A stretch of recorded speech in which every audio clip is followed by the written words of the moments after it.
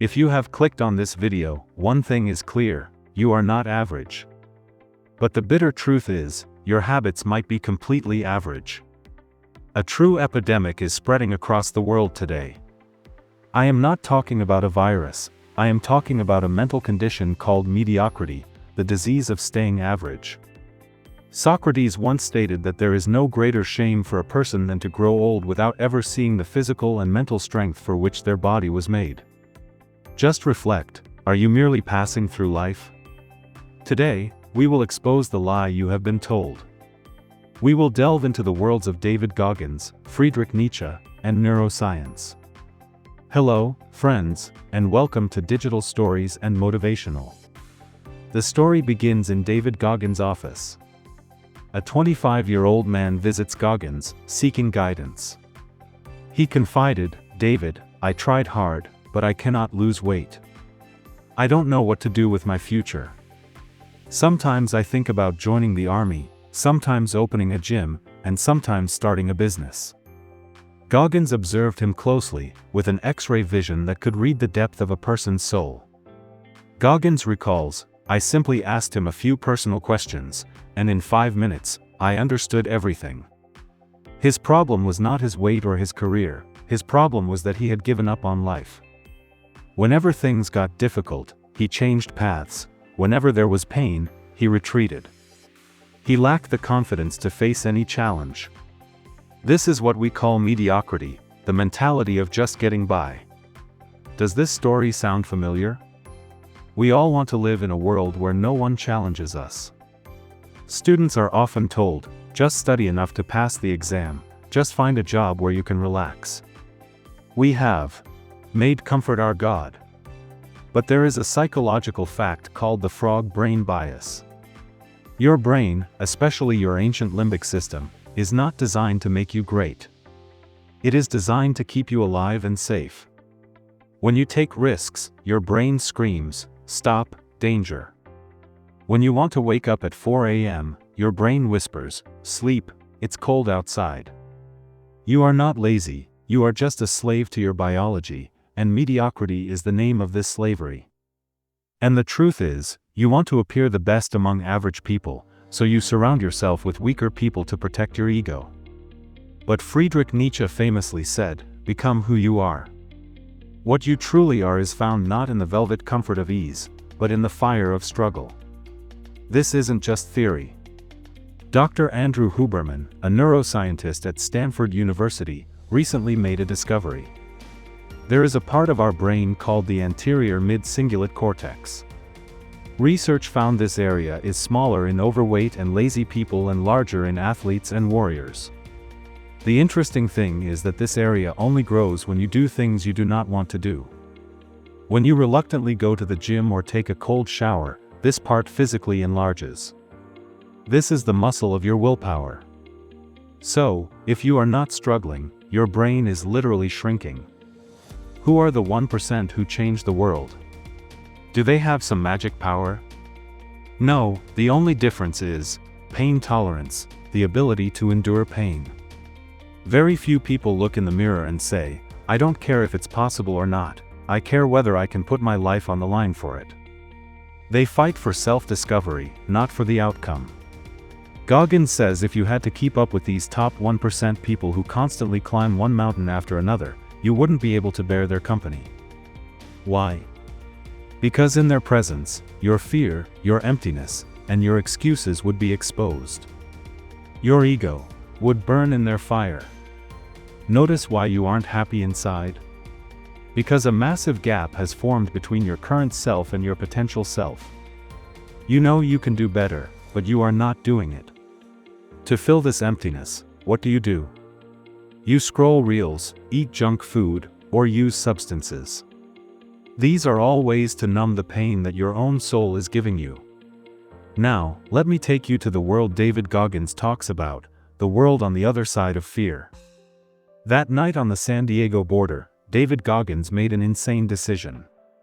Without any special training or support crew, he started running a 100-mile, 160 kilometers race, aiming to finish in 24 hours. The start was fueled by Navy SEAL training. He kept running. After 12 hours, he somehow completed 112 kilometers. But then, after 112 kilometers, his body gave up. Goggins sat down on a chair. He looked down, his white socks were soaked red, blood was oozing from the blisters on his feet. When he went to the restroom, he realized he was passing blood, not urine. His kidneys were failing, his lungs were filling with blood, and his bones were about to snap. Every reason, every logic, every doctor said, "Stop, or you will die." His mind screamed, "David, why are you here? You idiot, why 160 kilometers without training?" This is the moment, the chasm where 99.9% of people turn back. Goggins tried to reason with his mind, "I am doing this for charity." His mind replied, "Nonsense, no one risks their life for charity. I want to inspire people." His mind retorted, "Lie, you are in pain, just stop." For the next 4 hours, he sat on the chair, trembling and weeping. All the motivational quotes were gone, all the positive thinking had failed. When you are in hell, you can do it, slogans don't work. Then, in that dark silence, a voice came from within David, no logic, no excuse, just a raw, animalistic truth. He told himself, "Because I am one hard mother for star." That single sentence changed everything. It wasn't motivation, it was an identity shift. Adrenaline suddenly coursed through his body. The pain was still there, the bones were still broken, but the person enduring it had changed. He taped his feet, stood up, and started walking. 113 kilometers, 120, 140, and he finished the race. Goggins says when the race ended, he sat on that chair and saw a new world. He realized that no matter how terrifying a picture his mind painted, he could overcome it. This was the discovery of the 40% rule.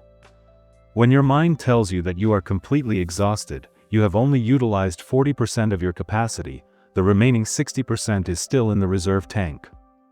The Stoic philosopher Marcus Aurelius said, "The obstacle is the way." And a profound psychological principle works here, called the pain paradox. The principle is, the more you run from pain, the more suffering life will impose on you. But if you willingly choose pain, life's suffering cannot even touch you.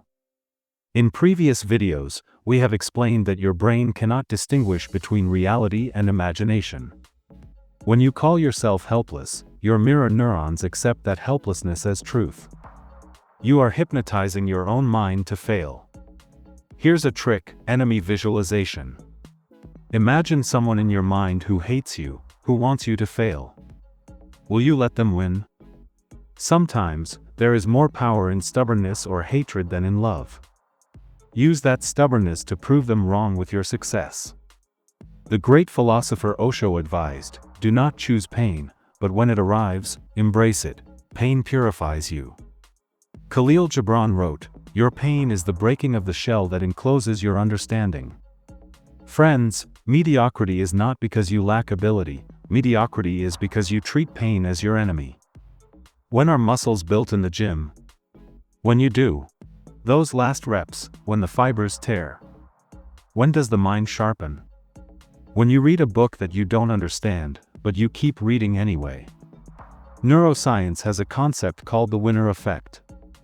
When you complete a difficult task, no matter how small, a cocktail of testosterone and dopamine is released in your brain that rewires it. Winning is a habit, and losing is also a habit. When you turn off the alarm and go back to sleep, you are training your mind to lose. So, the question is, how do you escape this cycle? You think you need motivation. Goggins says motivation is garbage. Motivation is like petrol, it burns up and is gone. You need to change the engine, you need to change your identity.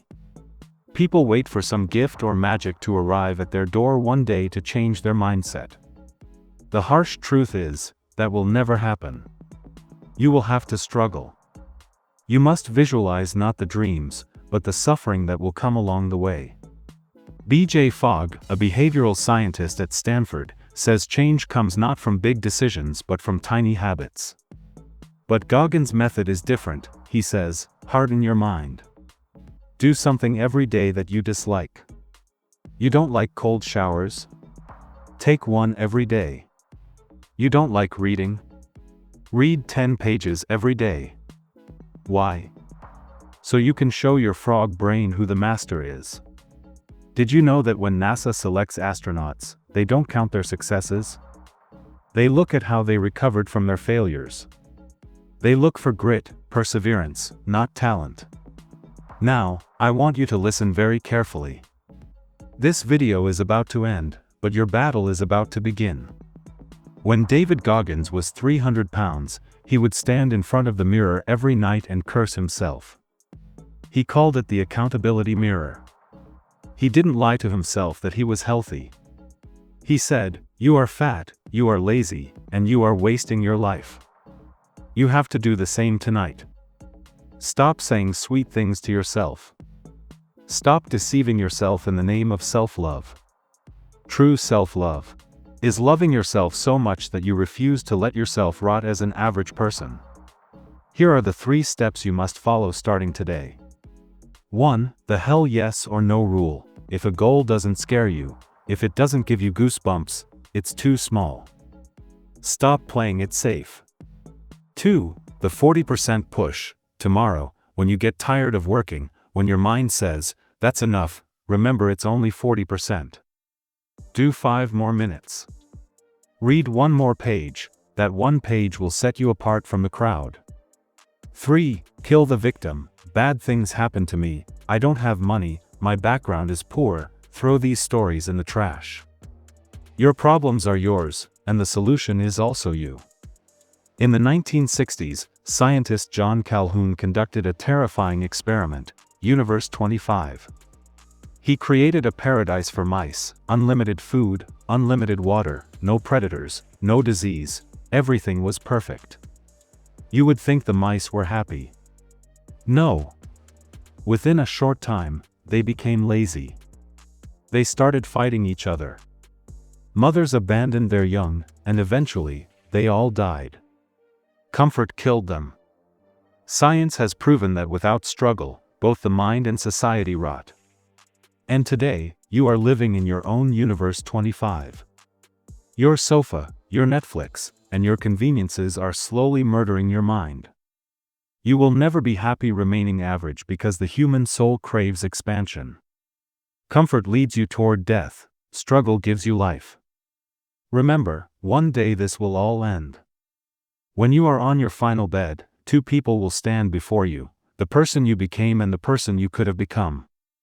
If the gap between these 2 strangers is huge, that will be the real hell. But if they look the same, if you squeezed out your full potential, that will be heaven. The choice is yours. Don't like this video or subscribe right now if you are not serious. But if you have that fire inside you, if you are ready to kill that mediocrity virus, register your presence in the comment box. Just write your city or state from where you are watching this video. Let's see which corner of India and the world those 1% lions are hiding in. Leave your identity behind, because average people don't comment, they just scroll away. Thank you very much.